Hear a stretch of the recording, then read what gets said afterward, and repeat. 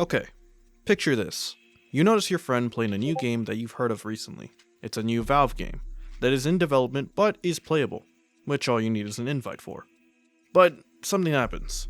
Your friend warns you about the game, specifically about its steep learning curve, and the fact that this doesn't hold back against new players. Though after countless warnings from your friend, inevitably, the invite arrives in your notifications. So you boot up with excitement to play Valve's new game, who has an amazing track record. Except that one. And after launching the game, you play a character that looks the coolest to you, queue up, find a match, and proceed to go 0-10 in a game where you get punched, grabbed, and stunned all game.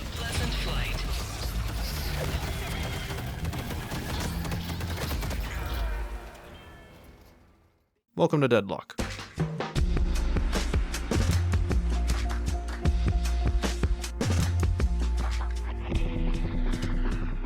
Deadlock is a game that has taken over my life for the past couple of months. It's actually really bad, and has ruined PvP games for me. Now, this isn't the first time I've played this. In fact, I had only returned 2 months prior. Yet during those couple of months, I managed to go from 60 hours to over 200.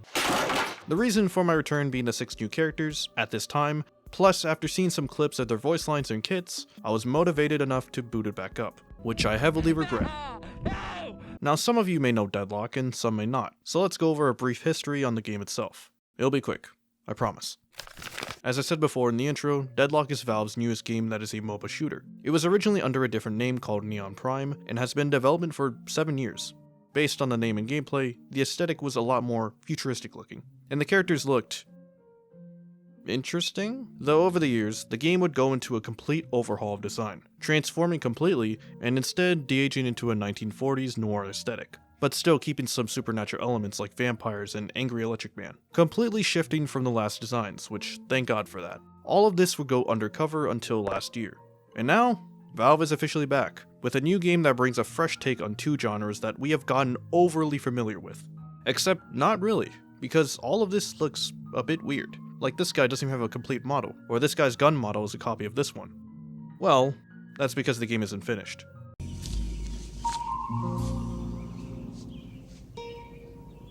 What the fuck is this piece of shit? Yeah, so all of this is up for change, and this video would definitely have some parts that age poorly. So hopefully you're watching now, and if you're from the future, how is it?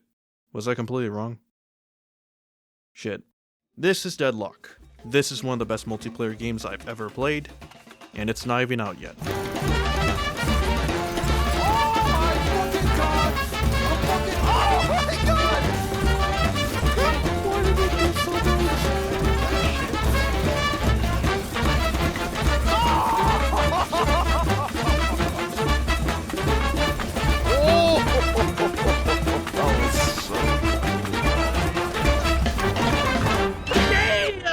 Oh my god.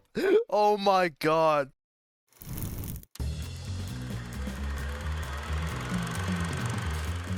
Deadlock, as I've said before, is a MOBA shooter. Now, what the hell is that in the first place? Now, the closest example I can compare it to is Smite.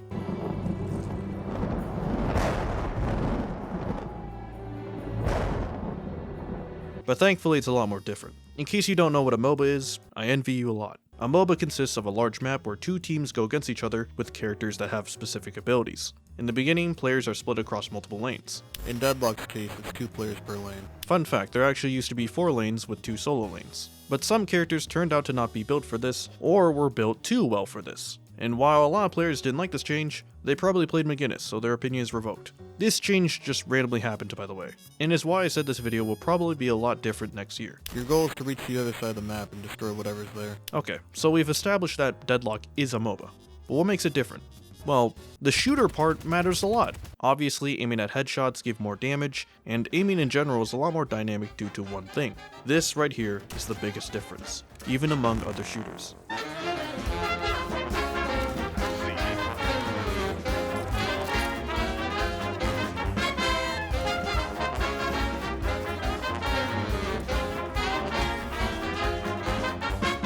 Deadlock's movement is the biggest difference. Sure, you have movement abilities in other games, but a lot of them limit the character to just walk, and maybe even sprinting, but never a universal movement option for every character. I mean, you do have Apex, but Battle Royales are awful, and they should have just stuck with Titanfall 3.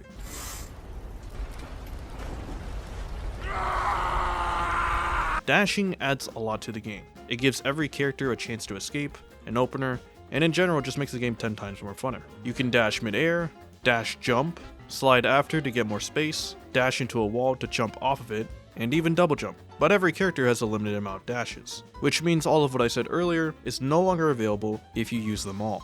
And remember, we're playing a MOBA. Why am I getting soloed by hit? These dashes are your main lifeline a lot of the time, especially during early game, as your character is really damn slow in the beginning. Your character can sprint, but this is like 2% faster. So depending on the character you're playing, you're relying a lot on these dashes. There's even some super tech you can do, but I have no fucking clue what any of this means, so let's just avoid this. Point is, it just makes the game feel more smoother and slightly more fair.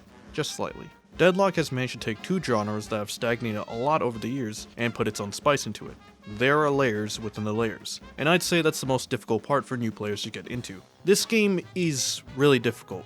It's a giant knowledge check if you go in blind.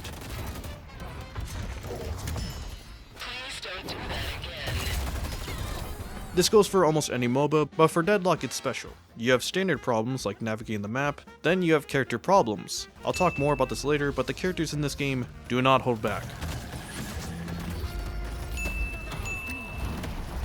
These abilities are messed up, and I think the developers are sadists who enjoy watching people suffer, especially this guy. We are talking low cooldown auto stuns, characters that don't die, giant fuck you laser, boxing ring but it's rigged, single player experience, predator missiles, call the ambulance but not for me, hide and seek, Tsunami Man, Randy Orton, and so much more. This game will constantly curb stomp you again and again until you learn how to deal with it. And while there is skill-based matchmaking and a ranking system, it often feels fake. Seriously, I feel like I'm going into a slot machine every time I play this. Let's go gambling! Aw, dang it. Also, the game can be changed heavily at any moment because, you know, it's not done. This game will feel unfinished and unbalanced because it is.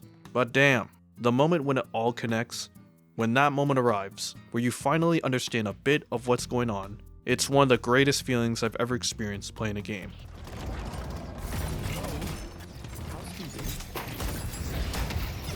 There are so many builds and combos you can do in this game, and that's thanks to the characters being so dumb. Comparing other MOBA items to Deadlock's is just downright unfair. The variety and synergy each item has is unreal. It goes beyond something simple as lower defenses when you shoot someone or lifesteal. No, reset the cooldown of every ability you have.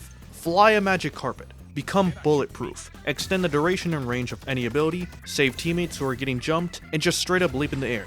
Soon you'll start to figure out that what makes the character broken isn't just their kit, it's definitely a part of it, don't get me wrong, but it's these items that make the character do all of what I said earlier.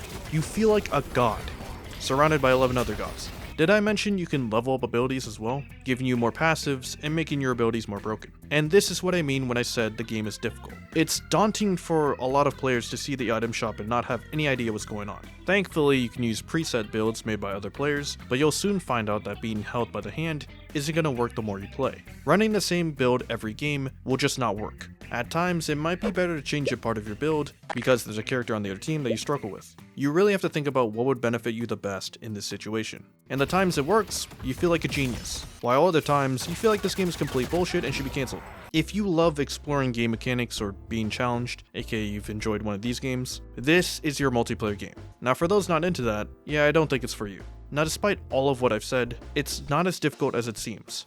It just looks like it.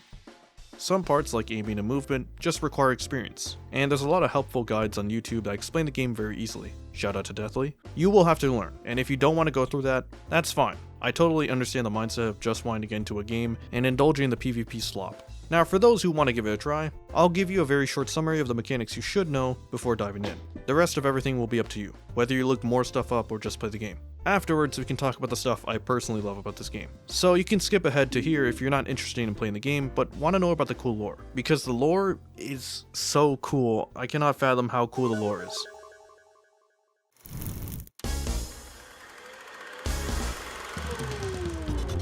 Okay, we'll split this up into 3 parts of a game. Early, mid, and late game. This should be familiar to a lot of you if you've played MOBAs. Early game involves you and your partner to stay in a lane and go against the other duo. This is the phase where you're probably going to be suffering a lot. What? I hate this phase, This is the phase where you will be farming and competing to destroy the other guardian. This big dude right here. He's basically a big turret you have to destroy. Now, why do you have to destroy it? Well, objectives in this game not only block the lane that leads to the patron, aka the main objective, but also is blocking your biggest power spike, an item slot.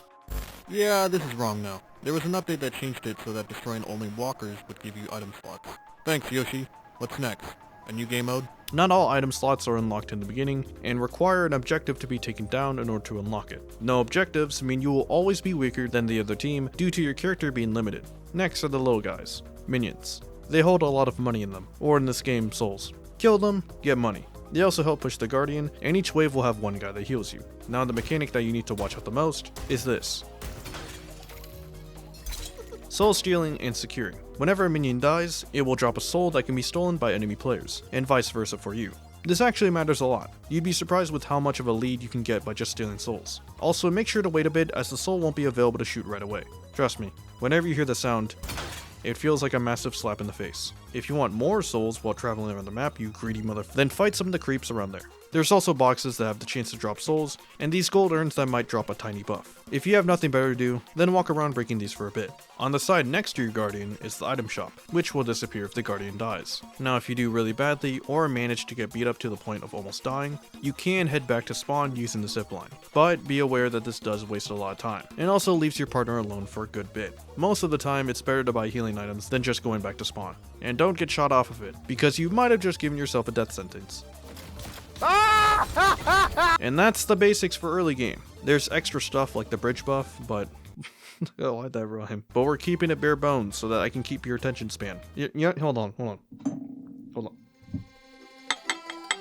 Jingle, jingle, jingle.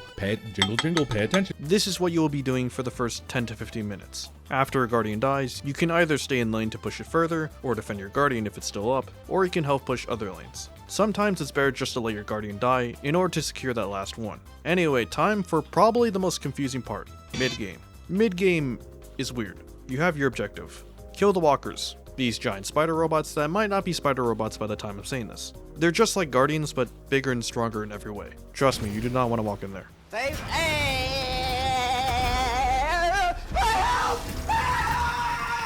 But unlike early game where you're essentially always near enemies, everyone is going to be a lot more spread out. So you have a couple choices to pick.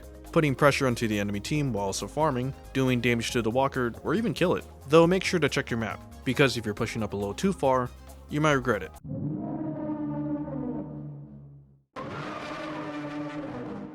So fucking lucky! Oh, you're so lucky! You're so lucky! You can also just wander around the map, killing creeps and breaking boxes to farm. Though, I just want to express this because I've seen this so many times, farming minions gives you the most souls. The creeps in boxes is just for you to waste your time if there's no minions around. Alright, I just want to make this very clear because I'm always seeing a damn haze or 7 just farming. Sorry about that. There's also the choice of helping out your team, which will probably lead to some team fights, allowing you to get more kills, aka more souls, or push the lane further. Or, if you're feeling risky, you can get the soul urn. This guy right here is what every player wants. A shit ton of souls. Basically, you pick him up and take him to the marked location on the map.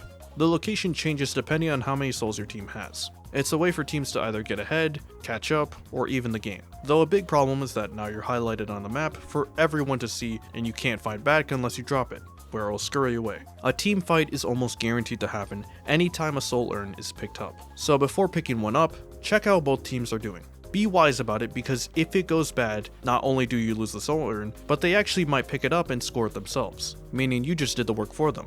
Okay, so mid-game's main goals are either killing the walkers or even the guardians at the end, farming to get strong late game, or picking up the soul urn if an opportunity rises. There's also the option for the mid-boss, but we'll get to him in a bit. Just remember to always have something to do during the mid-game.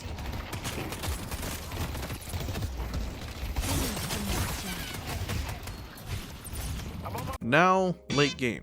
This is where the gamer really gets cautious. Team fights happen often and matter a ton now, because the longer the game goes on, the more the respawn timer takes, and now you have to wait an hour to spawn and die again. The main goal here is to clear out the enemy base and kill the patron. Assuming you've taken out the 2 guardians at the end, you have to then destroy the 2 shrines on both sides of the base, then finally start lighting up the patron, where they will slowly drop down after and can finally be killed. Boom, congrats, you win. Seems easy. You just win team fights. Wrong! See, it's how you get to that winning team fight in the first place that matters. You could just straight up go in with brute force, but that can easily go bad. So you have two ways of going forward. Either pushing minions to apply pressure, or killing the mid boss. This big eye guy right here. Big eye guy here is the raid boss of the map that every MOBA has. He's the Baron, the Fire Giant, the... I don't know what Dota has. You kill, you get big buff. The buff being a stat boost, but most importantly, 3 revives after dying. And this goes on the whole team, regardless of where you are. Granted, you can only die with the revive once. You don't get 3 lives. That would be stupid. This basically means that you or the other team can push all they want and have a massive advantage during a team fight. You can still win if you play things carefully, but it's like fighting Prime Mike Tyson in a street fight. Like, sure, I can run around and exhaust him, kick him in the balls, but this dude only needs to hit me once. Soul Earn is also an available option if you want to start a team fight or need extra souls. Though the same risks are worse now because the respawn timers are so high. Typically after a team fight, whoever wins will go straight for mid boss. Or you can flip the risk and instead get the soul earned when you have the mid boss buff. Starting a team fight where you have a big advantage, and if you win, you probably just win after or clear the enemy base. Mid boss can also happen during mid game, and a lot of times, this is going to be your win condition. In fact, I have a big problem with the current mid boss, but we'll save that rant for later. Now I know this seems like a lot, and it is, but there is so much more to this game. I didn't even talk about the vents, which help you move around the map much faster. My main point being, what I explained earlier is just to grease your wheels. It's up to you on figuring out how to move the thing.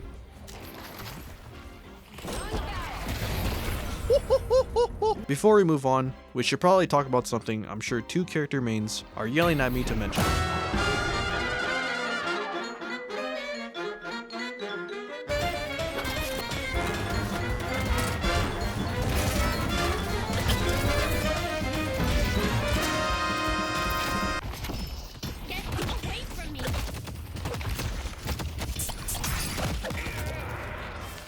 Punching is a universal move that is either super fast or grants a ton of damage. Character not doing enough damage? Punch him.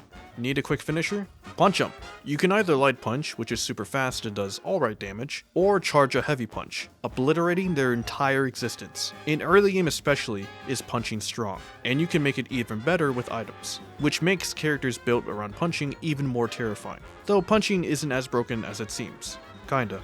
As if you're getting punched, you can just... Parrying a punch stuns them for a bit and also makes them weak against punches, meaning you can pretty much Uno reverse them. This also goes for light punches, but it's a lot harder as 1, you can't really react to it, and 2, also doesn't have a distinct sound cue. Light punches are more of a prediction. If you miss a parry, then you don't have a parry for over a second, which I hope you have enough dashes to double jump. The reason why I'm telling you not to simply dash away is because the punch hitboxes in this game are really dumb. Like comic levels of dumb. I'm talking hitbox so big it hits you 10 meters away dumb. Wait, what? I hate and love punches for this very reason. Because when you do it, you feel like fate has blessed you and you're about to get the best game of your life. Until it happens to you. So punching gives you a big damage option, but it's also risky depending on the way you use it. So not only do you have a universal movement system, but also a damage and defense system, which if you get certain items, you can get really freaky with it. Okay, enough about the basics. Let's talk about the actual cool stuff. The reason why you probably decided to try this game out in the first place. The characters. Now I want to save lore for later, but I kind of have to talk about it when mentioning the characters, so I'll just like tiptoe around it. Editor, do I do a good job on that?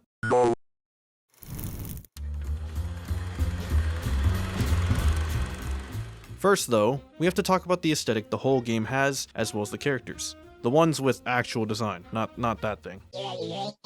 Because the game's setting is a blend between noir and sci-fi, you get a mixture of designs that on paper look weird, but turn out to be sick looking, plus adding on the supernatural elements. The designs on the characters stick out, but are familiar at the same time. I mean, compare Abrams to Moe and Krill. They both have this old school vibe to them, but are creatures beyond the norm. I mean, you got Blue Demon Dude and Pigman and I don't even know what is that thing. The characters that have established designs seem out of place, but familiar at the same time, which is really perfect for this weird world, where the supernatural suddenly became a worldwide thing. And surprisingly, while having futuristic technology, it's nowhere near the level of something dystopian. And what I think elevates this vibe to the max is the voice acting.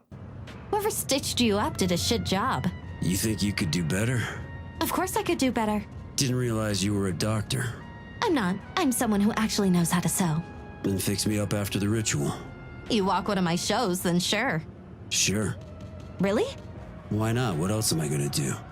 The voice acting in this game is so damn good. If I were to give an example, I'd say it's kind of like Smiling Friends. Now wait, hear me out. The parts where they start to talk normally and not put on a voice. Whoa, hey, yeah, no, don't shoot that, please. Just no firing inside. I love it, personally. We really just can't do it indoors. There's other office buildings below us. I'm sorry. Sometimes when you start the game, characters will interact with each other, like Overwatch, like Valorant, and Rainbow Six Siege. But the difference is that in this game, they aren't forced to sound like a cardboard cutout. Don't think I've seen you since you got pinched. It's because you never bothered to visit. If I didn't know better, I'd think you stopped caring. I just assumed you busted out. You're looking good. New jacket? You like it? I like it even better on the ground of a dark alley.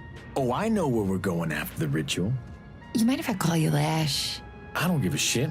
Valve doesn't need to sugarcoat it. These characters will curse, and they will fucking mean it. You see that shit? Obviously, you still have serious drama parts, but even in those, it sounds genuine. I think that's what makes the voice acting in this game matter the most. You can actually hear how angry or sad they are. You work at the Baroness, yes? Indeed. That hotel used to be magical until its standards went to hell. I will lodge your complaint with the management. Be sure that you do. I will. And speaking of voice actors, there are actually a lot of high-profile ones in the game. Some may be familiar, and some just starting out. I really want to know who voices this guy. My main point from all of this, their personalities and voices feel so natural, it's hard to dislike them. Though sometimes, their kits overrides that. Now, I'll only talk about the characters I mainly play, since I'm obviously more accustomed to them. So if you want to know what other characters do, I guess you'll just have to play the game yourself. Anyway, let's begin.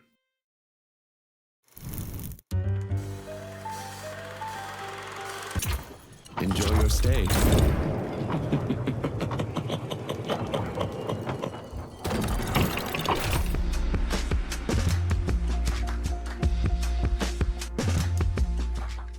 The doorman is the de facto annoying character. His whole kit revolves around punishing you, especially if you're in a bad position. And if you aren't in a bad position, he'll make it into one. His first ability is a bell that exists to annoy you. His doors are portals that allow him to annoy you even more. And his luggage exists to make you suffer. And we can't forget his ult. You see, the way Deadlock works, there's a good chance that you won't get to play as your main. So unfortunately, you often understand what you were doing to other people. And it feels fucking awful, I'm so sorry. The doorman's kit just allows you to have so much fun being the rat you are, constantly slipping in and out of fights. And if you do manage to catch doorman off guard, he'll just ultra luggage you. And now he's across the map. With his main kit being able to seal off enemies for a bit, and also combining this with item abilities, and bam, you become the bane of everyone's dreams.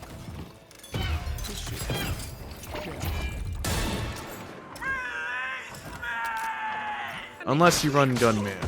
Seriously, his kit is just really fun. Like, you just know how annoying you are playing as him, and it feels really dirty. Like, you feel like you're committing sins. Though out of all of this, my favorite part about Doorman isn't his kit, but the character itself. His kit is really fun though. This doesn't count as lore diving, I'm just talking about the character for a little bit. Alright?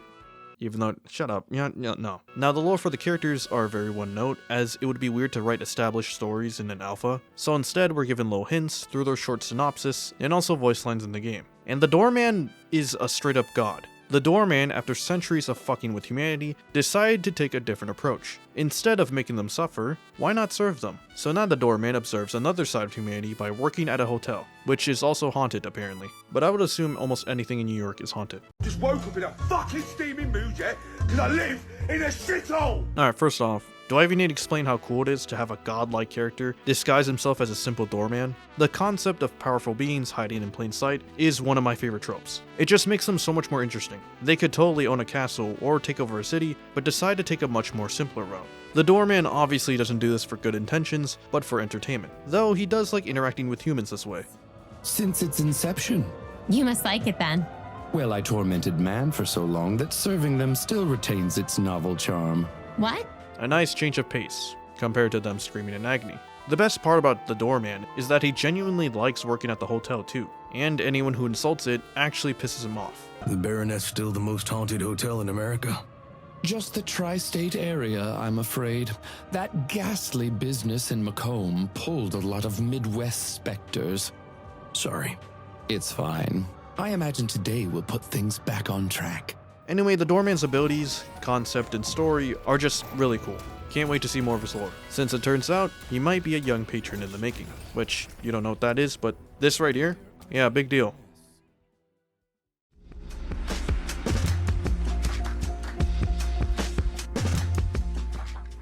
This man has no name, no known age, no backstory, at least not yet, and worst of all, he has no plans of stopping either. The Drifter. Drifter is the silent assassin of this game. You can turn into an absolute monster playing this guy. His first ability, Ren, just slashes enemies. The closer you are, the more damage it does. His second ability, Stalker's Mark, is a projectile, and if it hits an enemy, they'll bleed, and it gives you the option to teleport right behind them. Nothing personal, kid. This ability used to be busted, but it's a lot more manageable now with a delay. And the best part is that you have a big window to teleport, so you're able to catch them by surprise a lot of times. His third ability is a passive that makes every isolated enemy have a trail and emit a heartbeat. This is by far the best part of Drifter's kit. The amount of versatility you get with this passive is insane, and it gets even better. You also deal bonus damage to isolated enemies, and killing them gives you permanent weapon damage. So if you manage to get a couple solo kills early game, you become lore accurate.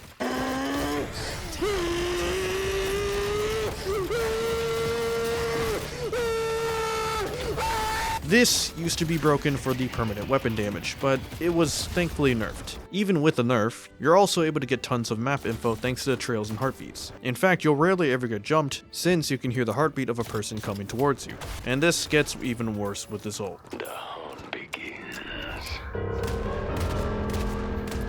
Where he'll surround nearby enemies in a veil of darkness, limiting their vision, hearing, and marking them for death. You also get bonus speed and damage during this, and this is easily one of the best ults in the game. They have no idea where you come from, who's next to you, and where their team is. It's actually insane and probably should get a nerf, but I won't say anything else. Drifter is a character that specializes in picking off people. In 1v1 situations, it's hard to lose.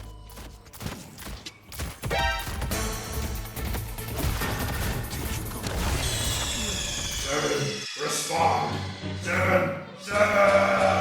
Unless you get solo ulted. In terms of builds though, at least from what I've seen or made, there's not really much you can do with them. He's definitely one of the few characters that don't really have much variety. I mean, there's melee, there's gun, there's assassin, support, his ult, I guess. I've seen that once, and I've never seen it again. We did lose to him though. Maybe that's a new meta. Support Drifter. Try it out. Though in my opinion, Drifter's kit is secondary. The reason why I picked him up in the first place was because of his design, and mostly his voice. They gonna cry, they gonna beg, they gonna scream.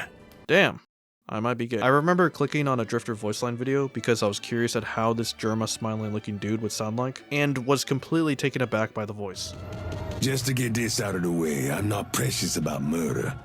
If I'm carving someone up and you wanna take the shot, I'm not gonna be offended. How magnanimous of you. We're a team, right? He has a very old school rough tone, but also sounds so sophisticated, even though he's talking about peeling your skin and stuff. He does look like a crazy homeless person though. Nice to meet you. I'm Ivy. We smoking filtered crack, you stupid piece of shit. Nice to meet you too. Drifter, as you can see, is a vampire. Yes, they exist in this game. Basically, in this world, anything is possible. Drifter's status as a vampire is a lot more different than the others though. Almost mythical. A nightly hunter who has lived for centuries, stalking and killing people. Almost everyone on the roster fears him and knows what he's capable of. Glad you're on our side, Drifter. You should be, right? Otherwise No need to threaten me. I'm already scared of you. Very good. And the only thing he loves the most in this world is having a good time. And killing people happens to be a hobby he enjoys. He's pure evil, but because he's fictional, we give that a pass because he sounds hot. The best part about him is actually just him acting normal. Oh, I can't believe I'm gonna get to murder people with you. I don't know if the rest of our team shares your exuberance. Yeah, it's because they never did time in OKC. Buddy, you're a legend there. You're like the boogeyman. As far as I'm concerned, this is like sitting next to Mozart on the piano bench while he plays Canon in D. Pretty sure that was Pachelbel. Yeah, him too. Point still stands. He's not always a deranged killer. He has a side that listens to classical music and also drinks with friends, which kinda makes me terrified on who would be friends with him. What you doing after the ritual? What, you looking to get drinks? You know, I was looking to get as far away from you as possible while you were still in a good mood, but if you're buying, I'm good for like a cocktail or two. Ah, of course it's Viper. I find characters like this to be the most interesting in a roster. A side where on the surface they appear to be a psycho or just completely mentally deranged, but actually have a pretty casual side as well. They have layers that make you relate to them and wonder how they got there in the first place, making them a lot more scarier in a way, with how normal they can be. In this game it's not just good and evil, though Drifter is definitely evil. Fact of the matter is, I do this for free. The patron's gift is just a bonus.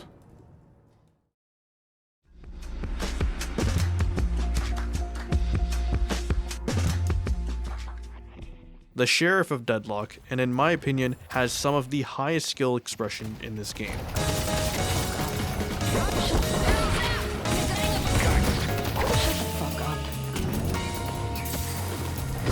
Holiday is one of the funnest characters in the game, but also one of the hardest as well. She also makes me hard, you can dislike. Now on paper, her kit actually sounds pretty easy to use. Her first ability throws a barrel, simple as that. In fact, it's pretty shit. It's slow, and only detonates after a set amount of time. You can also shoot it, but they can easily dodge it. Now what the game doesn't tell you though, is that the barrel has different properties from the way it's punched. By jumping and punching the barrel, it will fly a lot faster and detonate the first thing it touches. A way faster method of launching barrels at enemies, and also allows you to turn and punch it in different directions as well. You can also just drop the barrel and punch it, but harder to tell where it'll exactly land. Barrels in general do a lot of damage, especially early game, so making sure you're accurate with them is crucial since they do have a long cooldown. Use them when needed. Then you have her second ability where she'll place down a jump pad. Pretty self-explanatory. Gives you a jump boost, the first time you land will create a shockwave that does damage. Anyone can take your jump pads, including enemies, but it rarely ever benefits them, even if they're chasing you. I'm telling you man, the amount of escapes you're gonna make with this is so damn fun.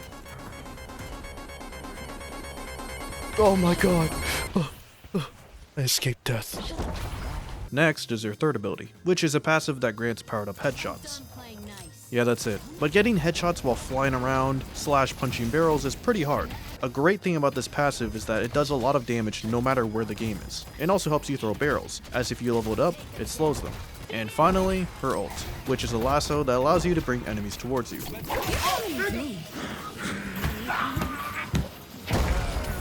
Again, pretty simple. All of this seems simple on paper, but executing each thing is a lot harder to manage. This is a character that specializes in hit and runs, or starting fights. You can deal a lot of burst damage, but you do want to be careful because your abilities also have lengthy cooldowns. But there's also so much skill expression as well. My favorite part about Holiday is that there's so much you can do with her. For example, a gun build that focuses on headshots, airbomb them, become Mario, or just become a pest by pulling them towards your team every 30 seconds. She's just a lot of fun to play with. Also, hot southern tomboy.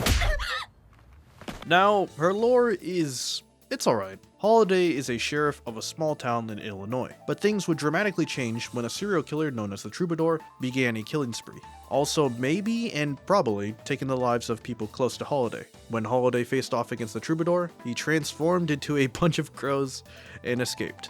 And she suspects that the Troubadour is in New York. So, a revenge plot, which obviously isn't as interesting as the last two, which is pretty hard to follow up on, but it has the potential to become more interesting. It depends on where the story goes. Oh yeah, I forgot to mention, her grandfather is Doc Holliday. You know, the legendary gunfighter, and the gun she has right now, even though it's untextured, is his gun. Yeah, pretty important detail. Definitely makes her more interesting. Overall, Holiday's kit is what I love the most about her. It's versatile, it's challenging, and most importantly, fun. If you want to play a character that forces you to get good at the game, I definitely recommend her, especially if you love movement shooters.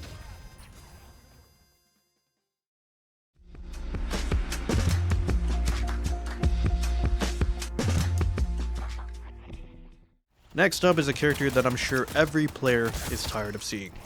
Even me.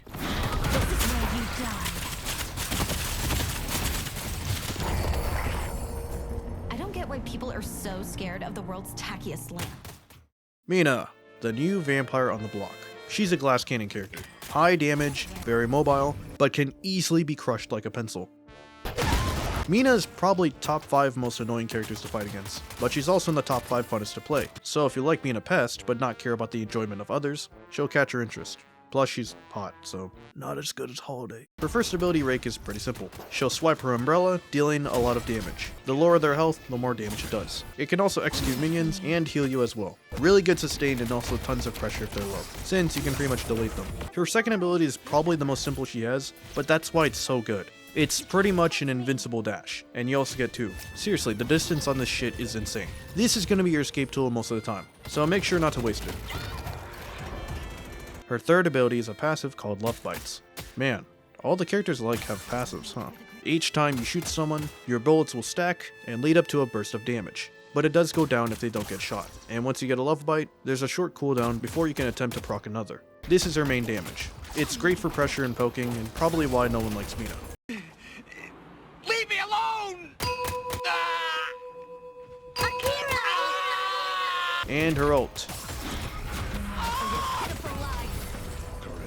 You rain down bats. Each hit also silences their abilities. This gets really annoying late game because for some reason, she has this ult every time you see her. Also, very important part about this ult, but the more Love Bites you've triggered on enemies, the more bats will be summoned during the ult. So basically Mina's game plan is to pelt enemies with bullets every time she sees someone, which basically snowballs into late game, where if you're in an open area, you're pretty much dead. She can also use her dash mid-ult, making it hard to punish or escape from her. All in all, it's really fun to play, but being on the other side, and you'll realize just how much of a pest you are. Mina's game plan isn't to go in and engage. You're picking people off and waiting for the right moment to jump in. Unless you're a Chad and build rake on Mina, where you turn into a piece of paper that happens to be holding a gun with explosive rounds. As easier as her kit looks, it's kinda hard to do all of this since Mina's health is just that low. Though at the same time, there's really no difference between being low and having half health, which means you're gonna be engaging in fights a lot more often as well. Plus, her dashes provide almost guaranteed safety. And do not underestimate the damage on Love Bites. It can easily turn around a lot of fights you have, especially if she has rake. Though if I'm being honest, I do understand the appeal of playing her. Wait! Slipping in and out of fights, catching people off guard, and escaping death. You feel like a gazelle trying to escape a cheetah. I don't know why that was the first animal example I came up with. Okay, moving on from that, her lore is actually really interesting, as it's connected to a lot of characters in the game. Mina was given everything: rich parents, high education, and soon, an arranged marriage to a noble family. That is until her fiancé was tragically assassinated on their 18th birthday. So she lost out her opportunity to become an elite member of society. Having no idea on what's next, she asked her parents to give her something else on the same level, which is pretty damn hard when you know the family she was going to marry into. But her parents decided, you know what? Being a vampire sounds cool. You stay young forever, get to turn to bats, and the only downside is having to suck off blood of others. But that part is the least of Mina's worries. So Mina was satisfied with this arrangement, but quickly found out that the other vampires don't really give a shit about her wealthy human lifestyle. Her status in the vampire nation, this is a real thing, is just a young fledgling starting out. Her plan is to become the Viscount of New York and demand respect from all the other vampires. On paper, it's pretty good. It's interesting and also highlights just how much of a horrible person she is. But it gets even better when you include things like her fiancé being another character named Pocket, and the noble family was Fairfax. There's also the assassin, which is another character, Calico. Her story is connected to so many other characters, and it's really cool how it shows this domino effect of establishing where these characters end up. Plus, we get to see more lore on vampires and how there's a high society of them. Much more different than Drifter, who actually hates the fancy lifestyle these vampires indulge themselves into. The elders of New Amsterdam are soft. clinging to archaic titles like they grant them real power. Probably the one thing I'm looking forward to the most about her is just the interactions with her and the other cast, especially Drifter and Pocket. Cool character in general, hate fighting her.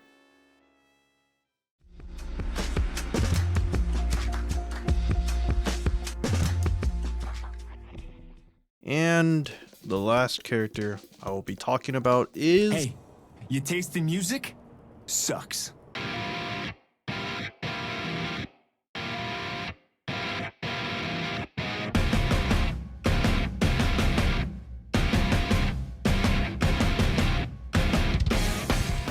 Billy!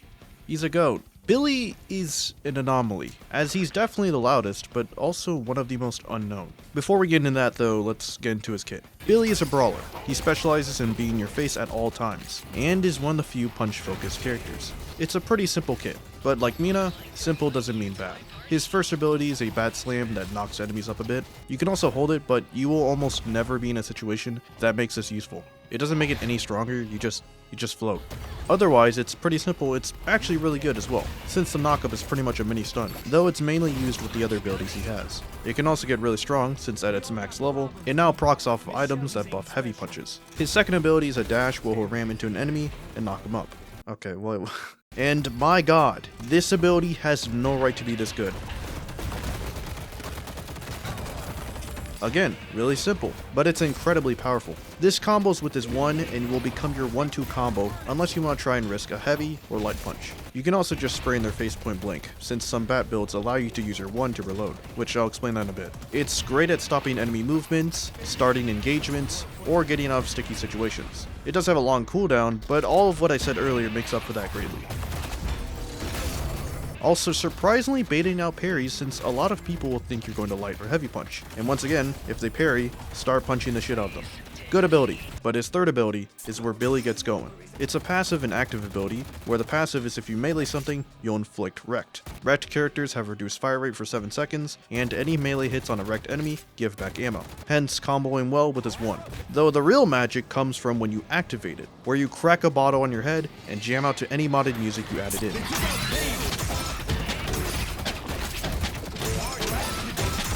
During this mode, Billy gets buffed a bunch. He's faster, tankier, and also deals more damage to enemies with wrecked. And if you upgrade this to max, each melee hit not only heals you, but also extends the duration.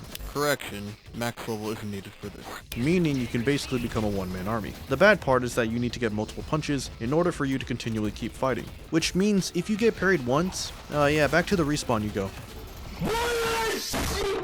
The key to this is just baiting out parries. Heavy punches are extremely risky to go for, so light punches are going to be your main thing. Now you can still get parried, but they have to guess if you're going to punch, which I have a great way of baiting out parries.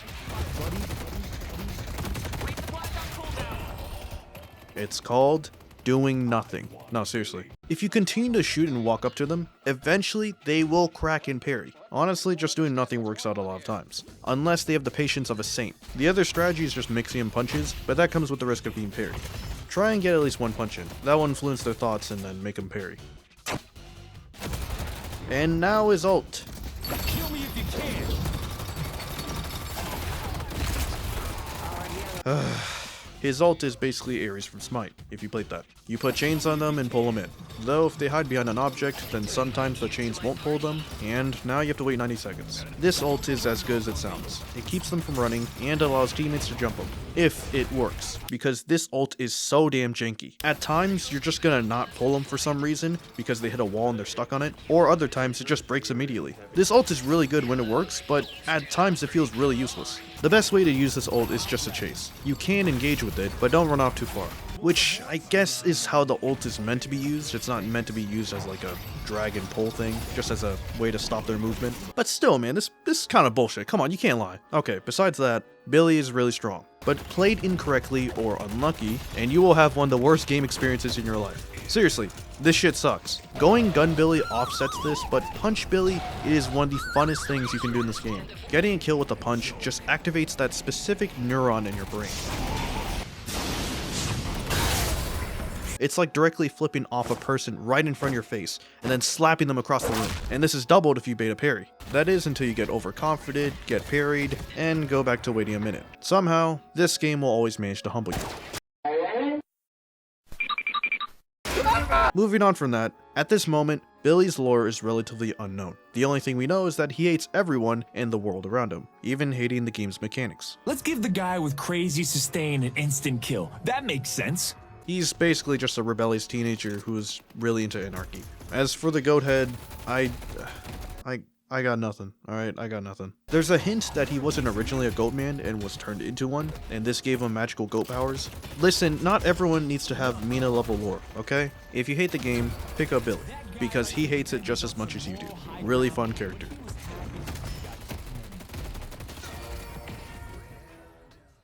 As you can see just from the 5 characters I've just talked about, there's no shortage of variety, and there's like 20 more, and even more coming. There's pretty much always a character that fits your playstyle. However, here's the bad news, where I tell you that you aren't guaranteed to play that character. Character picks are random. You can select and put priority on that character, but it isn't guaranteed, which is a mechanic that I like and dislike. What I like about it is that it allows you to try out different characters, allowing you to experiment and test them out. Also, characters that you don't like may not appear in the game because of this randomness. Though, there's also the downside of eventually finding a character you like and not getting to play that character. For example, my friend likes Billy, and doesn't really jive with any other character, and now he doesn't play the game because A, he doesn't like the system, and B, it's Deadlock. How did I dashed?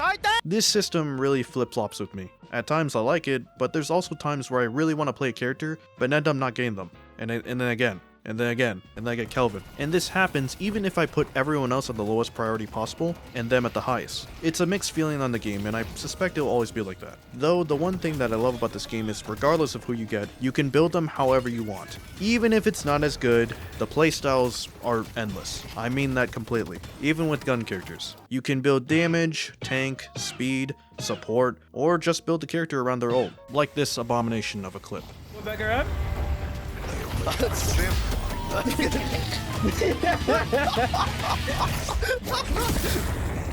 it's a list of baby breath. You shoot him.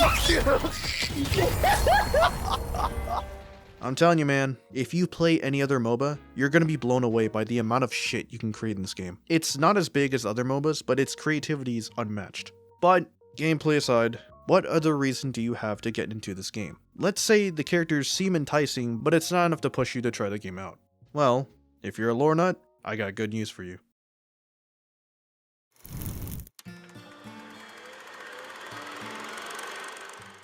Putting on a blanket right now because the cold does not f***ing lie. Holy Okay. Deadlock lore consists of a semi-futuristic noir style that also has vampires, gargoyles, and a walking black hole. If that's not enough to get you a bit interested in it, then click off the video right now. I would be interested in the walking black hole part, just saying. Okay, brief introduction to the lore. Bigfoot, the Loch Ness Monster, Goatman, ghosts, and many other cryptids have been spotted around the world. However, it was never outright confirmed. It's always toed the line between fiction and reality. This was what the supernatural originally was. Just a bunch of stories that might be true, but are probably not real. That is, until the first astral gate opened. An unknown phenomenon that would cause the first maelstrom to happen. And because of this event, the supernatural would go from rumors to reality itself. Gargoyle statues came to life. Vampires and fire demons became more active in the world. People came back from the dead, and gods would start to walk on Earth. What was thought to be impossible became undeniably real. The first maelstrom didn't bring the supernatural to life, it brought the supernatural out. And already, I'm loving this a lot more than that futuristic stuff. Blending in both the 1940s style and the supernatural is cool as hell. I mean, thanks to this you get a demon detective, a Spanish gargoyle, and also a government assassin that appears in your dreams. Character possibilities for the future are endless. And from the leak stuff, it looks like we're just getting started. I mean, Frankenstein's monster is literally right there. Eventually, the supernatural would become a part of the norm now. Though not without consequences, as not every cryptid would turn out to be like Ivy. There were now monsters and supervillains walking around. So, organizations were created to deal with these kinds of things, though some would end up taking this too seriously. There were also businesses that were created around monetizing the supernatural. Some even created companies that creates weapons and technology that greatly boosted the world. But just like in real life, the CEOs of these companies turn out to be massive dickheads, like Pocket's father, who is the CEO of Fairfax. Remember that? A popular company that uses soul technology to manufacture weapons. Originally, Aaron, aka Pocket, was supposed to be the heir of Fairfax, and was also supposed to be married off to Mina. But on their 18th birthday, they were assassinated by Calico. though turns out Calico sucks at her job despite being the world's deadliest woman. The biggest twist though, is that it turns out Aaron's father might have actually been the one to call the hit in the first place, due to him not wanting to lose his position as CEO. So Aaron changes their name to Pocket and is now trying to dismantle Fairfax and their father. This is just one of the many connections within the game, and it's really cool to read through all of this. Like McGinnis, who actually makes a lot of Fairfax's technology, and the Baxter Society that Calico used to be a part of, as well as Dynamo being Pocket's godfather and a former friend of their dad. It's all connected in some way. Most of this information was from the visual novel about Lady Geist, another character in the game. And yes, there's going to be visual novels in the game. After 50 years, the supernatural has fully blended into modern life. But, uh-oh, something's happening. A second maelstrom has hit New York. Too far? Okay. The maelstrom happens at the height of supernatural activity, hence the eclipse in the background. And this time, the patrons are starting to take interest.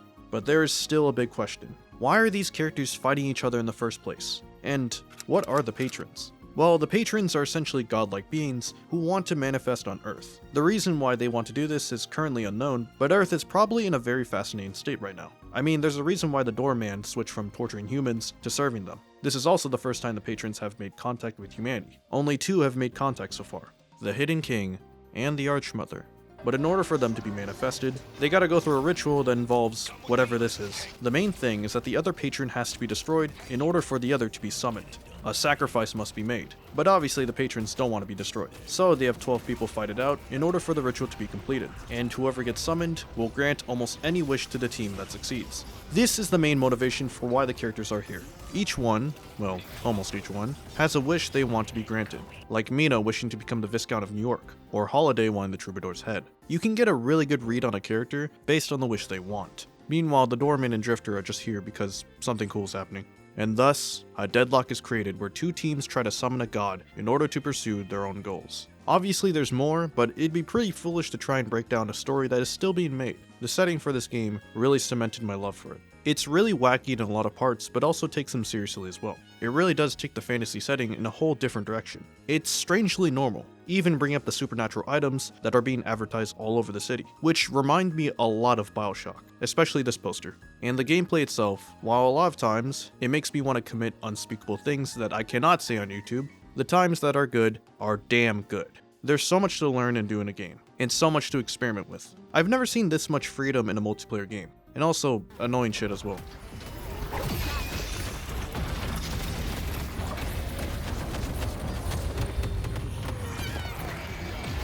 It's a double-edged sword, and as long as you don't take it too seriously, maybe losing your sanity isn't that bad. In general, Deadlock is redefining MOBAs, in terms of lore, gameplay, and even characters. I highly recommend you guys to try it once. Just be sure to know that it does have a learning curve that must be respected. Now, despite the alpha state, the game is really easy to get invited to. You just have to 1. Be a little social, and 2. Not be lazy. Now, if you don't know, currently the only way you can get in is by getting invited by a Steam friend, which seems daunting for some of you, I know, but you can literally just do what I did and go into a Deadlock community Discord and ask for an invite. The Deadlock community is a Valve community, which means they're completely unhinged and would love more people to play their game, and you can always just delete them right after you get the invite. Once you have the game, you can invite any Steam friend as well, creating this chain where you get new people to try the game out, and then never play the game again because it's Deadlock. This is the main reason on why the alpha got so popular in the first place. It's actually genius. There's literally zero marketing except for the community itself. Speaking of the community, it's a MOBA community and a Valve game, which means unfortunately, there's going to be a bunch of toxic people. But it isn't that bad for a MOBA. Otherwise, they're pretty chill or goofy. But I'm not going to try and pretend that it's all sunshine and rainbows. You'll never get that in a PvP game, and if someone tells you they have a wholesome community, they're lying. It's just like what Sniper said. Because at the end of the day, long as there's 2 people left on the planet, someone is going to want someone dead. I'm pretty sure most players understand how difficult this game is to get into, and the learning curve it has. So just point out, hey, I'm new to the game, and most times, they'll understand. Sometimes though, you get some guy who woke up on the floor of his room, but there's a mute button for that. Also, please learn how to ping. In a game where you can easily be caught off guard and get deleted, it helps a lot if you just say a character is missing. And it only takes 1 button too. And speaking of the community, the mods in this game are amazing. That alone is a good reason to play, and is probably why you've been questioning some things in this video. Playing college ball, you know.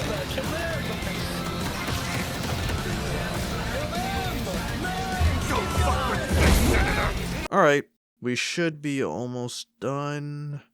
What else is there? Oh, right. The negatives. Did I mention Deadlock is unfinished?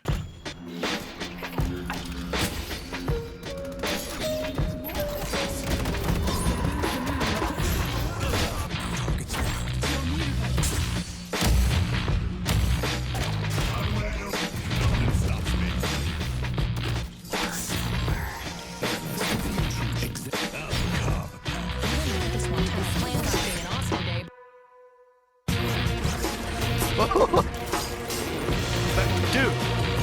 Bro, that hit me, bro. Dude. Wait, that hit me? This game will not be scored. Now it's safe to leave. What? Okay. But he's not here, bro. What? What? What the alright, well, cool.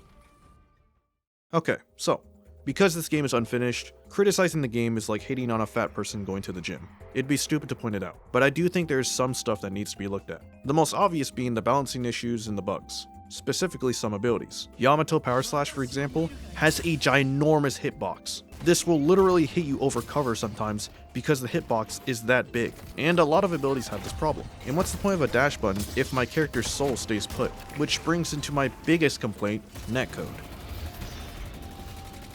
Did we get it? I don't know if we got it. I know the game is unfinished, but this really needs to be looked at. A lot of punch and parry issues are happening because of connection, and you can't just say ping diff because this happens to affect everyone.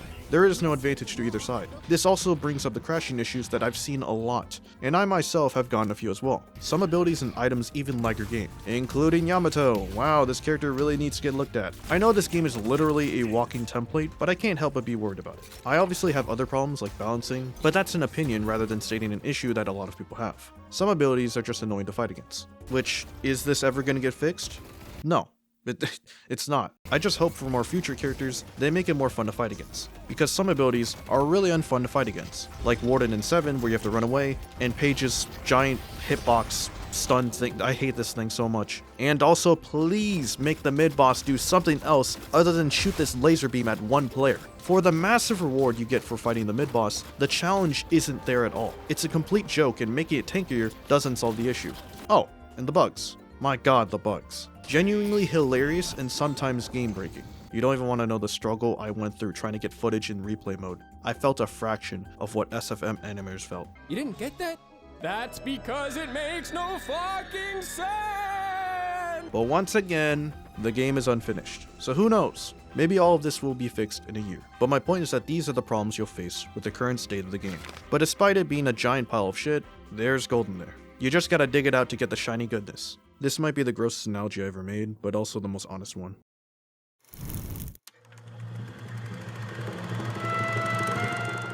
Deadlock is punishing. You will get knowledge checked a lot. You will die a lot. You will lose a lot. But the moment you start to get an ounce of fun, it's gonna linger there for a while and make you come back for it. This sounds like an analogy for drugs. What is with the bad analogies? For me, this is easily my most anticipated game to come out. I'm just so hyped to see how the game grows and the other characters that are coming. Obviously there is some stuff that I'm worried about right now, but I'm hoping the dev team cooks. It's clearly in an experimenting phase with how characters and items are, so I'm hoping we get a Chemical X situation here. If even a tiny bit of this video interested you, then try the game out. No one's blaming you if you leave. And to the people who already played the game but want their friends in as well, then show them this video. I think I covered most of the basics, and I'm hoping you can fill in on the others. But there's bound to be something that you like about this game, and most likely it'll be the characters because they're just so damn enjoyable. Everything about the game is just a breath of fresh air, and I hope this video inspires you to at least try it out. And besides, at this current time, Deadlock has released its biggest patch yet, redesigning the spawn layouts, patrons, and polishing the HUD in general. In fact, the patrons didn't even look like this prior to the update. They used to be these ball creatures, and yeah, they look way better. Plus, they added a new game mode, which I will not be going into detail about since it's more of a side mode than the actual main game. But it's a really fun short casual game that allows you to try out different items and characters, especially when you don't want to waste 30 minutes trying a character that you turn out not to like. Plus 6 new heroes over the next couple of weeks, or maybe all of them are out by the time you watch this. It's a really good time to get in. Join us on the journey of this unpolished gem, but also get ready, cause it's Deadlock.